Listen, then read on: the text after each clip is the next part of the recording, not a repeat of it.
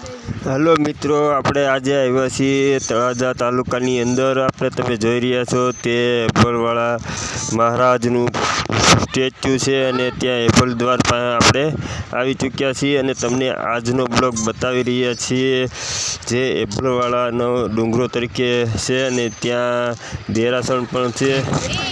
એમ કહેવામાં આવે છે કે એ ડુંગરાની અંદર ઘણી ગુફા છે, તો ચાલો આપણે જઈને જોઈએ તે ગુફાને તમને પણ બતાવીએ।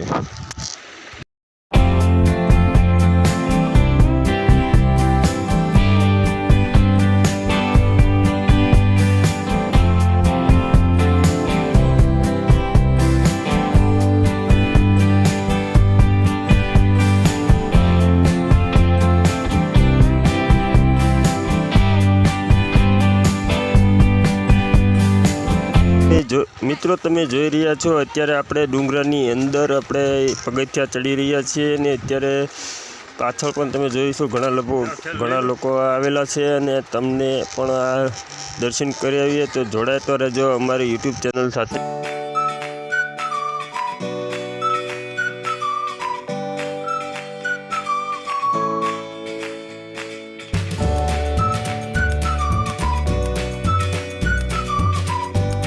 મિત્રો વચ્ચે અહીંયા આરામ કરવાની પણ જગ્યા મૂકેલી છે અને વરસાદ હોય કે ગમે એટલો તડકો હોય તો પણ એની માટે પણ સુવિધા કરી આપવામાં આવી છે। નીચે તમે પાછળની સાઈડ જોઈ રહ્યા છો તે બેસવામાં અત્યારે તમે કોઈ પણ થાકડો કે કોઈ વૃદ્ધ માણસ થાકી જાય તો એની માટે પણ અહીં સુવિધા કરવામાં આવી છે।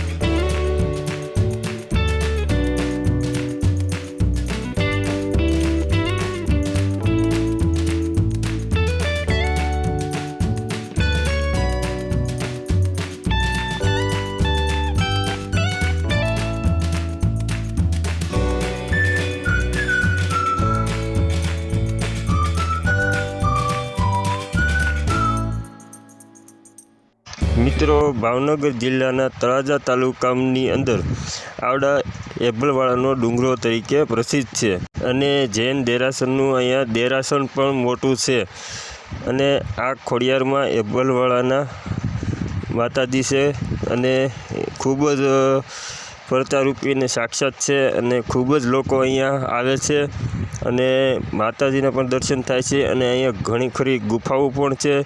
અમે તેમની વિશે પણ તમને જણાવીશું।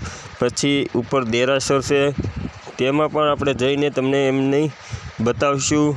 તો આ વિડીયો અંત જોજો અને લાઈક શેર અને સબસ્ક્રાઈબ કરવાનું ભૂલતા નહીં અને બેલ આઇકન બટન પણ દબાવવાનું ભૂલતા નહીં।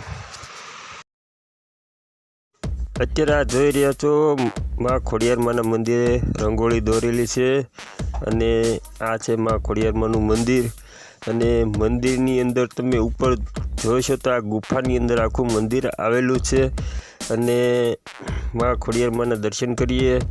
આ છે માં ખોડિયારમાં જે એપલવાળાના માં ખોડિયારમાં કહેવાય અને ખૂબ જ વિશાળ મંદિરની ગુફા છે જે મોટી ગુફાની અંદર માં ખોડિયારમાંના સ્થાનક છે અને ખૂબ સરસ।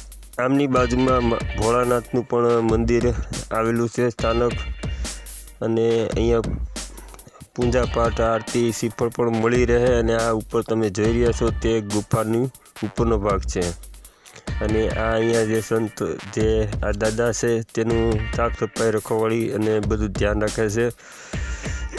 હવે તમને બતાવીએ બીજી ગુફાઓ। હવે ગુફાઓ આપણે જોવા જઈએ।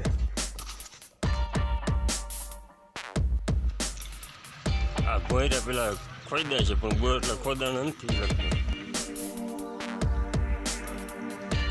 તો છે કે તળાજા આખું તમારે જોવું હોય તો આ એપલવાળાને ડુંગરે જરૂર ને જરૂર આવજો। તમે આખું તળાજા અહીંયાથી નિહાળી શકશો અને ખૂબ જ સરસ નજારો છે।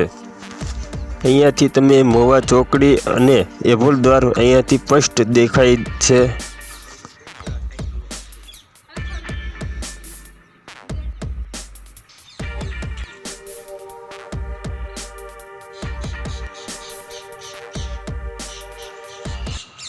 મિત્રો એમ કહેવામાં પણ આવે છે કે રામવાળાની પણ ગુફા છે અને ઉપર જૈન મંદિર છે અને નીચે નકરી ગુફાઓ છે. તો અત્યારે જોઈએ.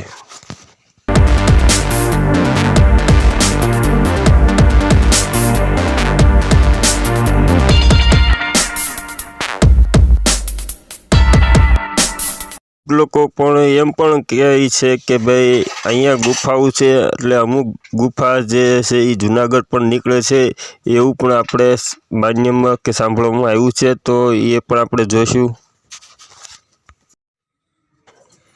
મિત્રો આ ગુફા તમે જોઈ રહ્યા છો કે આપણે અત્યારે એક મોટો હોલ છે અને આ સામેની સાઈડ બેઠકની જગ્યા છે. આપણને એમ લાગે કે એ સમયની અંદર આવી આધુનિક ટેકનોલોજી કહી છે કે એડા ડુંગરાઓને પણ કોતરી નાખે એવી ખૂબ આધુનિક ટેકનિક છે કે એણે એડે આખા ડુંગરાને ખોદી નાખીને અંદર એડી ગુફા બનાવેલી છે કે એ સમયની અંદર તમે જોઈ રહ્યા છો કે એની અંદર હાલવાની જગ્યા પણ અત્યારે છે અને લોકો અત્યારે અંદરથી પસાર પણ થઈ રહ્યા છે. અને ઘણી બધી ગુફાઓ પણ છે અને ગુફા વિશાળ ગુફા છે, નાનીઓ ગુફા છે, નાના નાના રૂમ ગોઠવેલા છે અને ઘણી પ્રકારના તમે કુદરતી દ્રશ્ય થાય એવું છે અહીંયા.